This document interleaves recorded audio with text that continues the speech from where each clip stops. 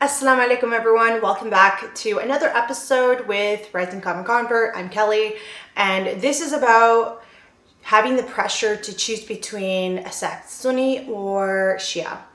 These are the two common sects that we often hear about, and I know it can be really tricky, especially coming in as a revert or convert, feeling the need to have to choose, especially when we are learning not just from our own search, but also hearing from those around us, those who are, in social gatherings, at the masjid, at the mosque.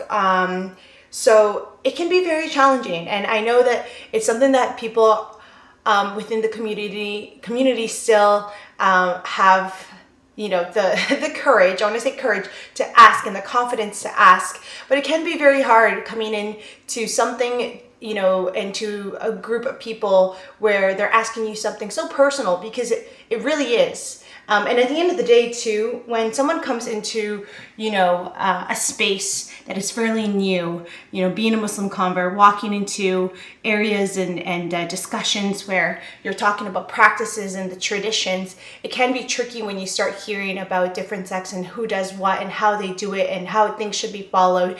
And it just causes a lot more confusion. I know for a fact, coming into Islam, I learned so much of this earlier on in my studies and in my own research, but it does get tricky when you're hearing from others and they are influencing the way you want to go about it. And maybe it could even interrupt your journey and the kind of experience you want to have in your journey.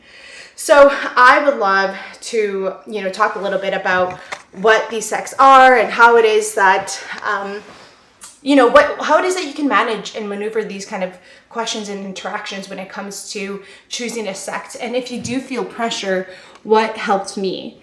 So when we talk a little bit about the Sunni and Shia sect, the division, I don't know a whole lot. So if you are interested, I know there's a great group of Islamic leaders and scholars who do discuss this.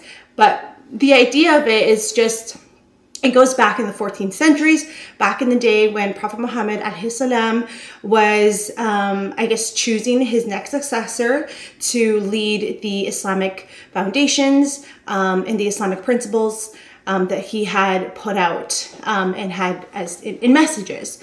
There's a lot of hadith. Hadiths are like mini, stories that I would say that also have messages that came from the Quran that are also discussed and how it is that this division happened.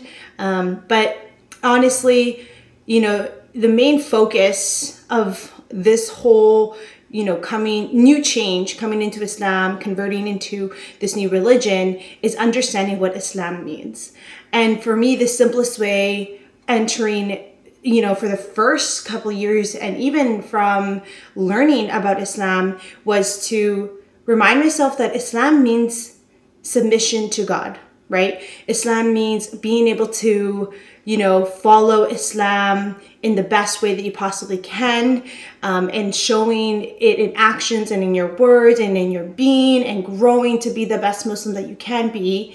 And then again, ultimately just allowing yourself to be led by God. So being a Muslim is just what we are called. Being a Muslim is a follower of Islam. So if you're converting to Islam and you are a Muslim, I would focus on that. That is something that really helped me. That is something that I really ingrained in my head for the longest time. I also kind of went in with the I don't care what anyone says attitude. And that is because when you start caring about what others within the community will think about you and will want to, say about who you are and the kind of Muslim that you are, you're allowing people to interrupt the experience that you want to have. You're allowing people to have a say in your journey. And this journey isn't a light one for a lot of people, especially when we talk about our being part of a family that may believe in something different or may believe in another Abrahamic religion. So there's still a difference. And so to avoid any other stress and pressure and have added pressure, I would highly recommend for you to focus on the word, what it means to be a Muslim. What does it mean to follow Islam? And really focus on that.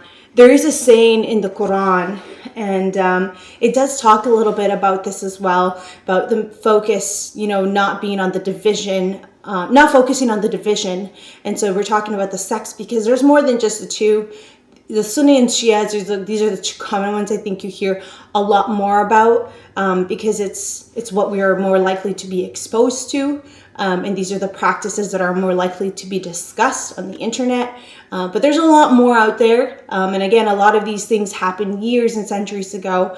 But my main focus would be really to just focus on the fact that you've converted into this beautiful religion. You have found Islam, mashallah, like alhamdulillah, and you're able to really have control of what it is that you want to put out in the world. And by being able to become a better Muslim each day and being able to grow in that sense, I think will really make a huge difference in what your learning journey is going to be like, in the type of experience you're going to have within other Muslim people, and the kind of relationships you're going to be able to build.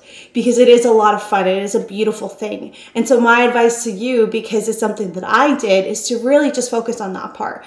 Don't focus in the other things. Focus on the principle, the foundation of what it is to be a follower of Islam. And inshallah, your journey is going to be filled with a lot of peace and happiness, and inshallah, you will flourish and continue to find the path that that you will continue to be on. That's going to work best for you. But at the end of the day, alhamdulillah, you are Muslim, and this is such a beautiful thing.